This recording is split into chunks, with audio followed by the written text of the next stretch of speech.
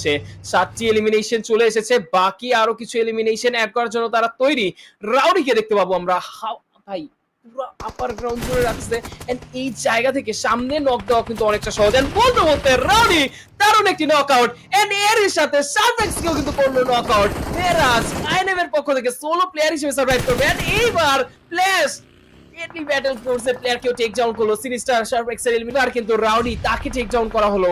Revive দেওয়া দরকার। একে অপরের দিকে গ্রেনেড চার্জ, হালাল এক্সেট্রন তারা করে দিচ্ছে তাহলে পারি। এই জায়গা থেকে 1952 তাদের সম্ভাবনাও কিন্তু সমানভাবেই রয়েছে। হালাল এইটি আছে সিনিস্টার সেটা চেষ্টা করছেন ভালো, কিন্তু অপরদিকে মাম্বার পজিশনটা কিন্তু অনেকটা গুরুত্বপূর্ণ। সেখানে কিনকে ডাউন করা হলো, 6-9 করলো সিনিস্টারকে নক। এওয়ারজি স্পোর্টস এই মুহূর্তে ফ্ল্যাশ স্টর্ম তারা দুজন মিলে 6-9 কে ডিল করার চেষ্টা করবে। পাশাপাশি ম্যাট ক্যাটকে স্টর্ম করে দিল 6-9 কে নক। ম্যাট ক্যাটকে নক করলো স্টর্ম। মারাত্মক একটা ফাইট কিন্তু বের করে, কিন্তু আসলে সেরকম অনেক কিন্তু পরবর্তীতে থাকতে হচ্ছে আমাদেরকে, কারণ সিনিস্টার রিটনিক্সে করে ফেললো নক।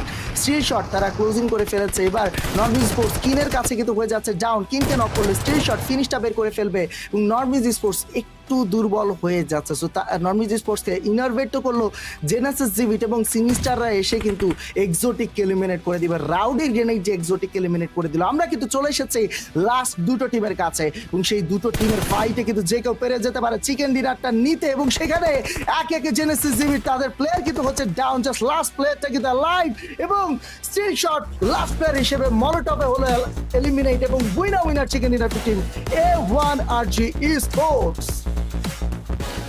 ফাইনালি আজকের দিনে মিরামার ম্যাচে কিন্তু আমরা দেখতে পেলাম A1RG তরফ থেকে অসাধারণ একটা চিকেন ডিনার। যদিও এলিমিনেশন পয়েন্টস খুব একটা বেশি তারা পায়নি, 6টা মাত্র এলিমিনেশন পয়েন্টস তারা পেয়েছে, বাট এখান থেকে ইম্পর্টেন্ট ছিল চিকেন ডিনার, সেটা কিন্তু তারা মেক শিওর করেছে। সার্কেলের সুন্দর এখান থেকে ফেভার